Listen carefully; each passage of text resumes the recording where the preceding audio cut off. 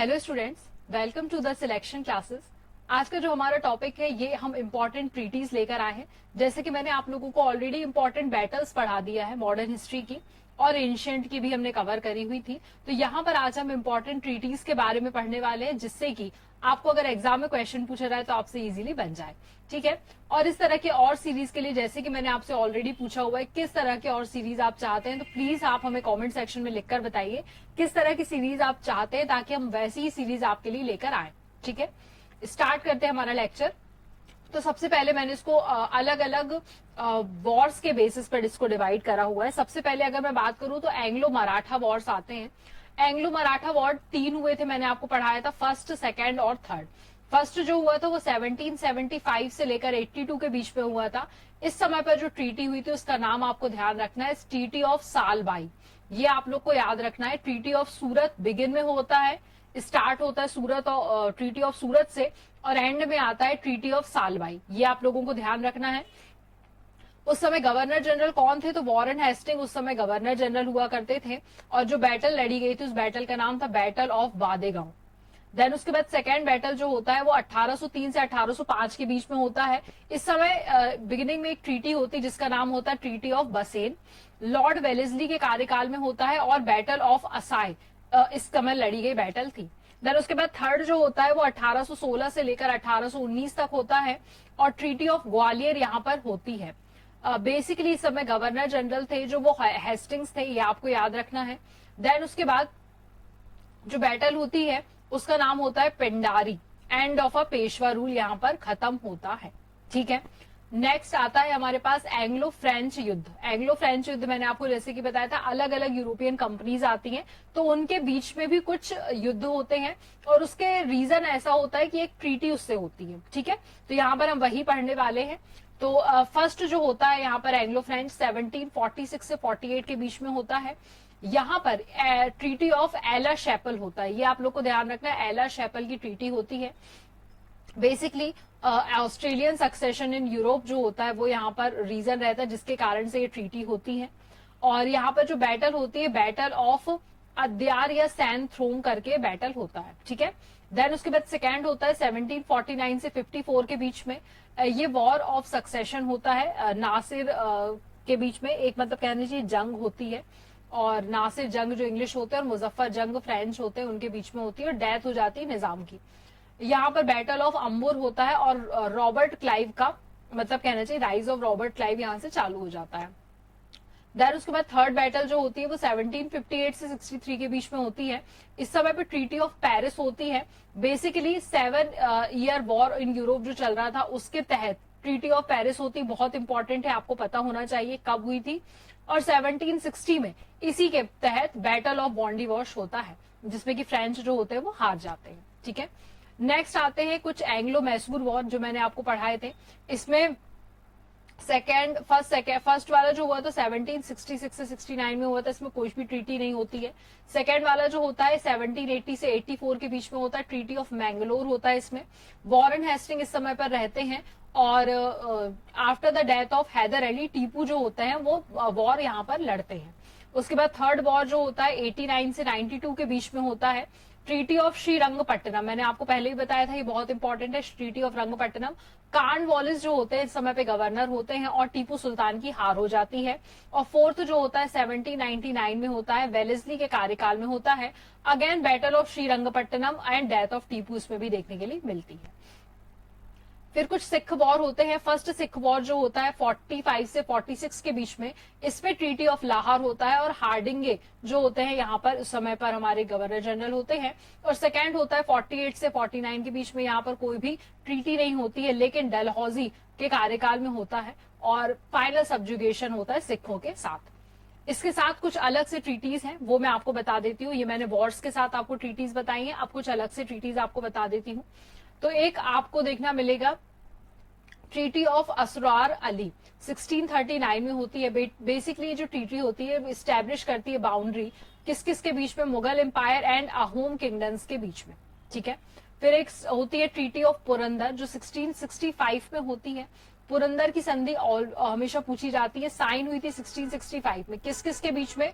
Rajput ruler थे जय सिंह प्रथम, उनके साथ जो मुगल सेना को के कमांडर थे, और मराठा छत्रपति शिवाजी महाराज के बीच में ये होती है। ठीक है, शिवाजी को यहाँ पर फोर्स किया जाता है साइन करने के लिए agreement after Jai Singh besides Purandar fort. जैसे ही वो पुरंदर फोर्ट्स में आ जाते हैं, उनको शिवाजी को यहाँ पर कह लीजिए फोर्सली बोला जाता है कि आपको इसको साइन करना पड़ेगा। तो ट्रीटी ऑफ पुरंदर इंपॉर्टेंट है, याद रखेंगे। फिर उसके बाद संगोला एग्रीमेंट होता है 1752 में, जो कि मराठा किंग जो होते हैं वो मेयर बन जाते हैं इस समय पर इस प्लेस के, और बेसिकली रियल हेड जो रहते हैं वो मराठा यहाँ पर हो जाते हैं इस एग्रीमेंट के तहत। फिर आता है treaty of Alinagar. Treaty of Alinagar जो है वो 1757 में होता है। किस किस के बीच में? सिराजुद्दौला जो रहते हैं और रॉबर्ट क्लाइव, इनके बीच में साइन होती है ट्रीटी। यहाँ पर ब्रिटिशर्स जो होते हैं वो फोर्टिफाई करते हैं कैलकटा को, एंड ब्रिटिश गुड्स जो होते हैं वो पास होने लगते हैं बंगाल से विदाउट ड्यूटीज। अब इनको ड्यूटी नहीं पे करना पड़ती। फिर ट्रीटी ऑफ पेरिस मैंने अभी आप लोगों को बताया था 1763 में हुआ था, और फ्रेंच जो डिफीट हुए थे ब्रिटिश कंपनी से, और एक सेटलमेंट इन लोगों ने कैप्चर किया था। ठीक है, फिर ट्रीटी ऑफ इलाहाबाद, ये भी मोस्ट इंपॉर्टेंट है, 1765 में होती है, और ये किस किस के बीच में साइन की जाती है? तो मुगल एम्पीयर शाह आलम द्वितीय, जो सन थे किसके? लेट एम्पीयर आलमगीर द्वितीय के, and Robert Clive. Robert Clive के साथ बहुत सारी ट्रीटीज हुई हैं, तो आप लोगों को ध्यान रखना है। और इसका आउटकम क्या होता है कि यहाँ पर बक्सर, किसका आउटकम रहता है? बेसिकली बैटल ऑफ बक्सर जो होता है 1764 में, उसके बाद ट्रीटी ऑफ इलाहाबाद होता है। तो ये आप लोगों को ध्यान रखना है। नेक्स्ट हमारे पास है ट्रीटी ऑफ मद्रास, 1769 में होती है। ये साइन किसके बीच में करी गई थी? तो ब्रिटिशर्स और हैदर अली के बीच में साइन की गई थी। और यहाँ पर मतलब फर्स्ट मैसूर वॉर जो होता है वो खत्म होता है, तब ये ट्रीटी होती है। उसके बाद आता है treaty of Banaras. Treaty of Banaras 1773 में होती है। ये किस किस के बीच में होती है? हेस्टिंग्स और नवाब ऑफ अवध जो रहते हैं उनके बीच में होती है। इलाहाबाद को यहाँ पर हैंडेड ओवर किया जाता है नवाब को। देन उसके बाद रिटे ऑफ 1775 याद रखना है। ये किसकी डेथ पर होता है? शुजाउद्दौला की डेथ होती है 1775 पर, उस पे होता है। ये न्यू ट्रीटी होती है जहां पर सक्सेसर कौन होगा ये घोषित किया जाता है। फिर ट्रीटी ऑफ सूरत होता है 1775 में ही। ये साइन कौन करता है? रघुनाथ राव, जो बॉम्बे के गवर्नमेंट में रहते हैं, with the Bombay government in the hope of help British subsidiary troops in the fight of a पेशवाशिप। तो पेशवाशिप से फाइट करने के लिए रघुनाथ राव के साथ ये ट्रीटी की जाती है। नेक्स्ट आता है ट्रीटी ऑफ पुरंदर, जैसे मैंने पहले ही बताया था इंपॉर्टेंट है, 1776 में हुई थी। ब्रिटिशर्स और मराठास के बीच में होती है, फर्स्ट एंग्लो मराठा वॉर के एंड में होती है। फिर ट्रीटी ऑफ वादेगांव होता है 1779 में, अगेन ब्रिटिशर्स और मराठा के बीच में होता है। फर्स्ट एंग्लो मराठा वॉर के एंड के सेकेंड फेज में होता है। ये फर्स्ट फेज में होता है और ये सेकेंड फेज में होता है। देन उसके बाद ट्रीटी ऑफ सालबाई मैंने आपको पढ़ाई दी है 1782 में, अगेन ब्रिटिशर्स और मराठास के बीच में होता है। फर्स्ट एंग्लो मराठा वॉर के एंड में होता है। ट्रीटी ऑफ मैंगलोर 1784 में आपको देखने के लिए मिल जाएगी, टीपू सुल्तान और ब्रिटिशर्स के बीच में होती है। ये आप लोगों को ध्यान रखना है, मैंने बता दिया था उस समय पर कौन यहाँ पर गवर्नर जनरल था। देन उसके बाद 1792 में आपको ट्रीटी ऑफ श्रीरंगपट्टनम देखने के लिए मिल जाती है। लॉर्ड कार्नवालिस के टाइम पर मराठा, हैदराबाद एंड टीपू सुल्तान के बीच में ये संधि होती है। थर्ड एंग्लो मैसूर वॉर के एंड में ये संधि होती है। ट्रीटी ऑफ बसेन 1802 में होती है। बाजीराव द्वितीय, जिन्होंने सबसे लास्ट में कहना चाहिए अपनी ये सब्सिडरी अलायंस में शामिल हुए थे, तो ये आप लोगों को ध्यान रखना है। और उसके बाद नेक्स्ट है हमारे पास ट्रीटी ऑफ दियोगांव, ये 1805 में होती है। होलकर जो यहाँ होते हैं वो गिव अप कर देते हैं claims to the area of a companies alliance. Then उसके बाद ट्रीटी ऑफ अमृतसर होता है 1809 में। ये किसके बीच में होता है? रंजीत सिंह के बीच में होता है और इंग्लिश कंपनी के बीच में होता है। देन उसके बाद ट्रीटी ऑफ सगौली होता है 1816 में। ये इंग्लिश की विक्ट्री कहां पर होती है? नेपाल में होती है, और उनके साथ ये ट्रीटी साइन की जाती है।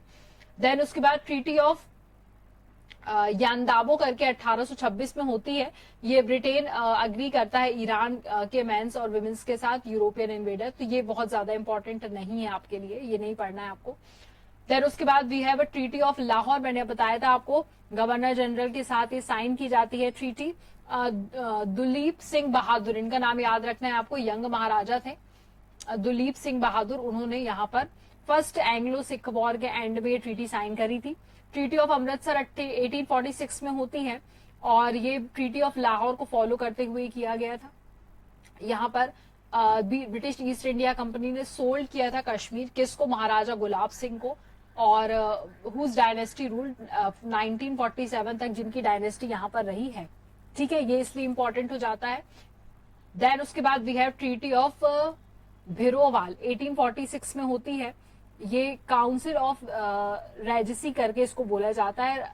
रानी जिंदल, इनका नाम याद रखना है, अपनी सारी पावर्स जो है यहाँ पर समाप्त कर दी थी और ब्रिटिश रेसिडेंट्स के साथ वो हो गई थी। ठीक है, तो ये सारी ट्रीटीज मेरे हिसाब से मैंने समाप्त कर दी है और मैंने मोस्ट ऑफ द ट्रीटीज जो एग्जाम पर्सपेक्टिव से इंपॉर्टेंट है सारी कवर कर ली है। मैंने आपको बीच बीच में गवर्नर जनरल भी बता दी है ताकि आप लोग कनेक्ट करके पढ़ सके। नेक्स्ट सीरीज में गवर्नर जनरल की लेके आऊंगी जिसमें एक एक गवर्नर जनरल के बारे में हम डिस्कस करते चलेंगे, क्रोनोलॉजिकल ऑर्डर में पढ़ेंगे ताकि आपको याद रहे कि किसके कार्यकाल में क्या क्या हुआ। ठीक है, उस समय पे मैं आपसे कुछ क्वेश्चंस पूछूंगी, जैसे कि अगर कोई किसी गवर्नर जनरल के कार्यकाल में कोई वॉर होता है और उसके बाद कोई ट्रीटी होती है तो मैं आपसे जरूर पूछूंगी कब ये वॉर हुआ था और कब कौन सी ट्रीटी हुई थी। तो इसलिए इसको अच्छे से पढ़ते चले। पहले के वीडियोस नहीं देखे हैं तो प्लीज पहले के वीडियोस देखिए, आपको प्लेलिस्ट इजीली हमारे चैनल पर अवेलेबल हो जाएगी। हर चीज का लिंक आपको डिस्क्रिप्शन बॉक्स में मिल जाएगा, वहां से देख सकते हैं। और आई होप सेशन अच्छा लगा होगा, तो इसको लाइक शेयर एंड सब्सक्राइब करना ना भूलें। Thank you so much.